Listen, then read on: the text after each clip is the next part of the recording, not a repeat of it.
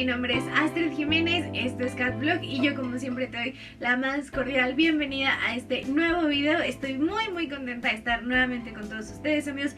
Yo sé que he estado un poco ausente. Y pues nada, amigos, el tema del día de hoy es algo que he tenido muchas ganas de hablar con ustedes desde que inició este proyecto del canal, pero no había encontrado como el momento adecuado. De hecho, un par de ustedes ya me habían dicho como, Astrid, ¿por qué no haces un video sobre esto? Y bueno, aquí está, amigos. Hoy vamos a hablar sobre los santos. Y es que yo sé que ya tengo un video en el que platicamos al respecto y ya les dije como que qué onda con los santos, que si los adoramos, que si los veneramos, que si la dulia, la hiperdulia, la latría y todo esto, ¿no? Pero yo sé que siempre nos quedan como estas interrogantes de qué onda con los santos. O sea, sí, ya entendí qué son y cuál es su función en la iglesia, pero cuéntame más. Y es por eso, amigos, que en este video vamos a hablar acerca de 5 dudas, 5 cosas, 5 preguntas que muy seguramente te has hecho sobre los santos. Y bueno, si no te las has hecho, pues de todos modos yo te voy a platicar. No le demos más vueltas y comencemos. Pregunta número 1. ¿Cuándo empezaron a venerarse los santos en la Iglesia Católica? Es decir, ¿quién dijo vamos a hacer santos y vamos a ponerles a cada uno su día en la fecha del calendario y vamos a celebrarlos y todo esto? Bueno, pues en realidad, amigos, esto está desde el inicio de nuestros tiempos, o sea, desde el inicio de la Iglesia Católica, porque pues cuando morían personas que eran muy santos y que incluso al inicio de la Iglesia Católica pues morían mártires por esta persecución que había de los cristianos, pues cuando estas personas tan santas morían, la gente decía como, pues es que esta persona hay que recordarla, ¿no? Y hay que merece una mención especial. Obviamente también todo esto comienza desde María, ¿no? Cuando María es asunta a los cielos, pues todos empiezan a pedirle a ella su intercesión, empiezan a llamarle la Santísima Madre de Dios, la Theotokos. Ya desde ahí comienza todo esto. Es hasta el siglo V donde se tienen los primeros registros de estos martirologios romanos, es decir, libros o escritos en donde se escribían los nombres y las fechas en las que morían las personas mártires de Cristo, que morían por la iglesia, que morían por defender las virtudes cristianas o algo por el estilo. Esto poco a poco fue dando lugar a un calendario ya más en forma, en el cual se ponía la fecha, el lugar y la persona que moría. Es entonces ya en el año 1584 cuando el Papa Gregorio XIII dice, bueno, vamos a empezar a celebrar a estos santos porque celebramos el día en el que nacen para el cielo, ¿no? Si bien mueren para nosotros en la tierra, nacen estos santos para el cielo. Y entonces esto comienza primero con los mártires, es decir, era muy difícil que alguien que no hubiese sido mártir pudiera ser nombrado santo en ese entonces, pero como vamos a ir viendo, ya después la iglesia va poniéndole más forma a esto, va creando comisiones que estudian los casos de las beatificaciones y bueno, pues posteriormente esto va tomando más forma. De la Santa Sede emana un organismo que es la Sagrada Congregación para el Culto Divino y la Disciplina de los Sacramentos. Este organismo publicó en el año 2001 un documento llamado Directorio sobre la Piedad Popular y la Liturgia, Principios y Orientaciones. Les voy a dejar el link del documento completo en la caja de descripción para que también, si gustan, le puedan dar una ojeada. Es este documento el cual nos permite tener la regularización que se tiene hoy en día con todas las festividades relativas a los santos y toda esta cuestión. Este documento en su numeral 228 dice: actualmente el calendario romano general solamente contiene, conforme a la norma indicada por el Concilio Vaticano II, las memorias de santos de importancia realmente universal, dejando a los calendarios particulares, sean nacionales, regionales, diocesanos, de familias religiosas, la indicación de las memorias de otros santos. Es decir, no solamente los santos que están como nombrados santos pueden llegar a ser santos, sino que pueden haber familias de congregaciones, pueden haber diócesis o algo así que consideren personas muy santas, pero que quizá no se logra completar todo el proceso que lleva el Vaticano, pero eso no quiere decir que a estas personas no les pueda ser pedida su intercesión, porque si un grupo de la iglesia con el discernimiento de Dios entiende o conoce que alguien pudo haber sido muy santo, bueno, pues se le pide su intercesión. Claro que recordemos que existe algo llamado el purgatorio, que es el lugar a donde llegamos si es que no hemos terminado de pagar nuestros pecaditos o pecadotes cometidos aquí en la tierra, pero bueno, esa es otra cuestión y es por eso que la Santa Sede es tan cuidadosa con los procesos de canonización que hay. Ahora, en esta misma línea, tú te estarás preguntando, bueno, ¿cuál es este proceso? Entonces, si bien yo sé que por ahí en redes sociales ya ha estado circulando esta información, de todos modos, aquí te la platico. ¿Cuál es entonces el proceso para ser santo? Bueno, pues este proceso consta de 4 pasos. El primero es ser nombrado siervo de Dios, el segundo es ser nombrado venerable, el tercero es ser nombrado beato y el cuarto es cuando ya se hace la canonización y se nombra santo o santa a esta persona. El primer paso, es decir, para poder llegar a ser siervo de Dios, se tiene que abrir la causa de canonización primero en la diócesis de la que esta persona formó parte y este obispo diocesano presenta a la Santa Sede un informe con toda la vida y con los aportes de esta persona. La Santa Sede examina este informe y posteriormente otorga el decreto nihil obstat, que significa que nada impide que se inicie la causa de la examinación para esta persona. Una vez que ha sido otorgado este decreto nihil obstat, esta persona es llamada siervo de Dios. Posteriormente, para que alguien pueda ser nombrado venerable, es, en mi opinión, la parte como más larga, la parte que lleva el proceso más pesado, y es que está compuesto por 5 pasos. La primera etapa es el proceso sobre la vida y las virtudes de esta persona. Hay un tribunal que la examina y este tribunal todavía no da ningún decreto, sino que nada más pasa este informe a la siguiente etapa. Examinar la vida y las aportaciones de este siervo de Dios incluye también los testimonios. Se busca reunir todos los testimonios que haya acerca de personas que convivieron con este siervo de Dios. Por eso es que antes era tan tardado el proceso, porque quizá tomaba muchos años que alguien decidiera iniciar la causa. Para este momento ya no se contaba con tantos testimonios, es decir, con tantas personas que hubiesen conocido en vida a este siervo de Dios. La segunda etapa es el proceso de los escritos. Se analizan todos los escritos que este siervo de Dios aportó a la iglesia. También por eso antes era tan tardado, porque quizá habían personas que habían sido muy santas pero que quizá no sabían escribir y entonces no habían aportado mucho, o que quizá habían tenido como algún secretario, es decir, alguien que escribiera por ellos, y entonces esto hacía un poco más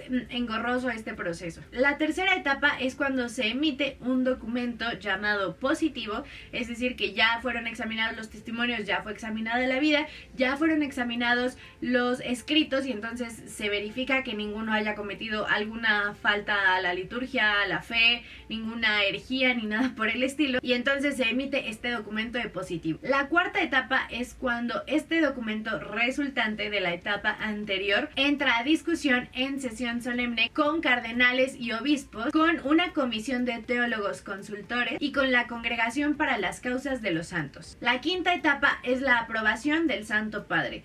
Ya que se tiene el documento llamado positivo y ya que se hizo esta sesión y que todos concuerdan en que el caso puede seguir, se le entrega este informe al Papa y entonces el Papa da su aprobación. Es así que esta persona puede ahora ser llamada venerable. La tercera fase, que es cuando se nombra a alguien beato o bienaventurado, consta también de varias etapas. La primera etapa es mostrar al ahora venerable a la comunidad para que la iglesia comience a pedir algún milagro a este venerable. Y una vez que hay algún presunto milagro, se debe comprobar la veracidad de este milagro. El proceso de examinar este presunto milagro consta a su vez de varias etapas. La presencia de un hecho, que muchas veces es una sanación, que los científicos y los médicos la comprueben, es decir, que no hay nada que médicamente haya podido permitir la curación de esta persona, sino un mero milagro, y que también sea comprobable que este milagro fue realizado por intercesión de este venerable. Aquí entran en sesión 8 teólogos y 5 médicos peritos que son designados por la Santa Sede. Luego, en sesión solemne, los obispos y cardenales que se encuentran en la Congregación para la Causa de los Santos dan su veredicto final sobre el milagro. Si el veredicto es positivo, se emite un documento para la aprobación del Santo Padre. Si el documento es negativo, entonces esta persona quedará únicamente como venerable, pero más adelante puede ser reabierto su caso. La tercera etapa es entonces cuando el Santo Padre da su aprobación. La cuarta etapa es cuando se determina la fecha de la ceremonia litúrgica. Y la quinta y última etapa es la ceremonia de beatificación, que por decreto desde el año 2005 esta ceremonia se lleva a cabo no en el Vaticano, sino en la diócesis de donde salió este beato. Y también esta misa no es oficiada por el Santo Padre, sino por algún representante del Santo Padre o bien el cardenal u obispo de la diócesis. Y bueno, el cuarto y último paso, que es ya para llegar a conocer a esta persona como santo, incluye también varias etapas. Prácticamente se repite todo el proceso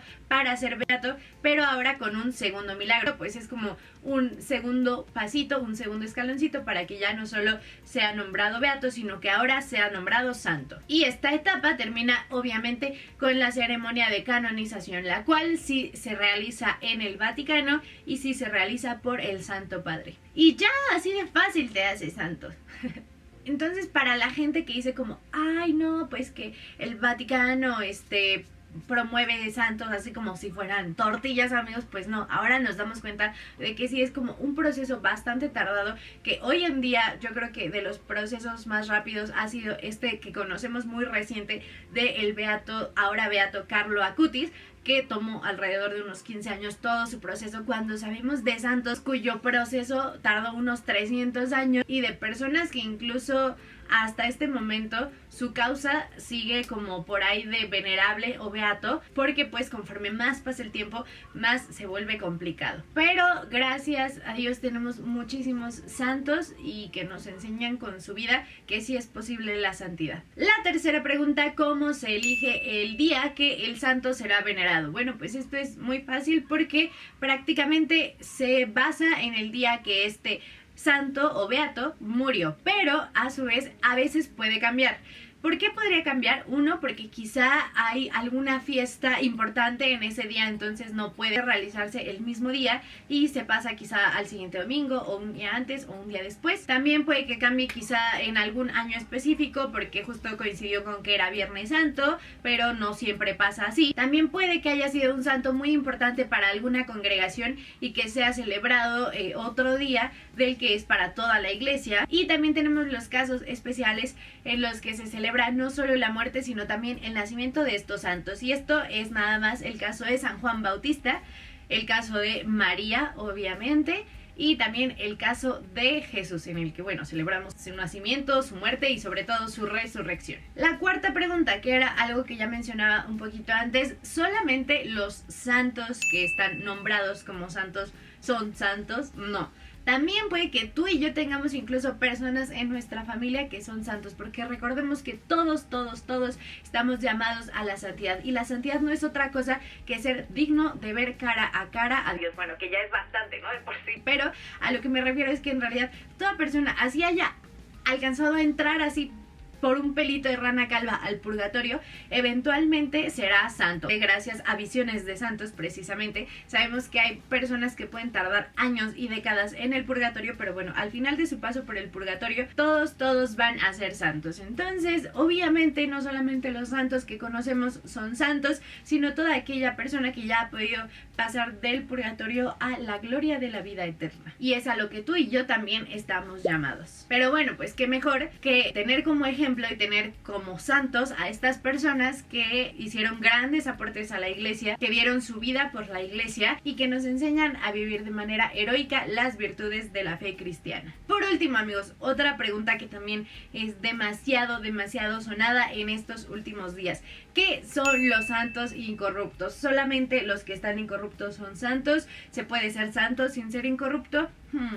Pues amigos, básicamente los santos incorruptos son aquellos santos que no han sufrido la corruptibilidad de la carne. Es decir, sabemos que como consecuencia del pecado original, pues merecemos la corruptibilidad del cuerpo. Es decir, que nuestro cuerpo se echa a perder una vez que hayamos muerto. Pero algunos santos son llamados incorruptos porque pasados los años, pasado el tiempo, cuando ya debiese de haber un proceso natural de descomposición, se han exhumado sus restos y se han encontrado quizá intactos. Ahora bien, no todos los santos de los que se conserva una partecita de su cuerpo son incorruptos, porque para ser santo incorrupto necesitaría no haber sufrido para nada la corrupción de la carne. Y encontramos varios casos de santos en los que solo algunas partes de su cuerpo están conservadas, pero algunas otras no, de algunos incluso solo el corazón, de algunas partes, no sé, un dedo, algo por el estilo, sí lo hay. También puede ser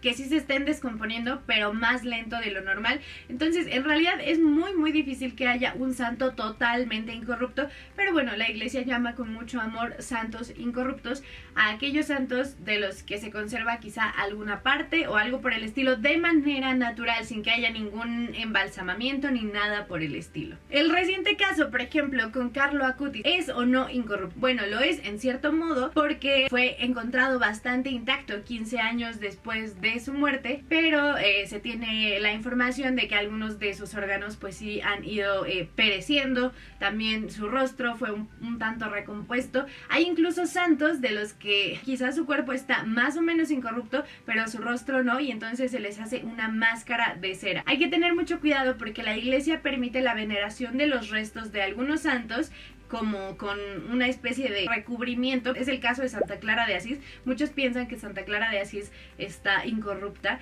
pero en realidad en donde se encuentra su tumba para su veneración, lo que está es como una especie, pues sí, como de maniquí, podríamos llamarlo, de escultura, de figura, y en realidad del otro lado se pueden ver que ahí están sus huesos, ¿no? Entonces, bueno, amigos, pues esto es toda una cuestión, pero sí puede pasar. La iglesia da su aprobación a esto, pero no que todos los santos tengan que estar incorruptos. Hay santos increíbles, santos muy buenos, caso de San Francisco de Asís, de los que quizá no se conserva nada, ¿no? O sea, quedaron reducidos a polvo, y esto no quiere decir que no hayan logrado la santidad, porque en realidad, gracias a lo que se tiene de conocimiento de su vida, gracias a sus escritos y todo esto, pues sabemos que en realidad sí fue una persona muy santa. Entonces, bueno, amigos, pues no dejemos que esto turbe nuestro corazón, sino más bien quedémonos con la esencia de lo que es ser santo, que a fin de cuentas es el poder vivir de manera heroica las virtudes y poder vivir conforme Dios quiere que vivamos y conforme el amor a los demás. Y ya.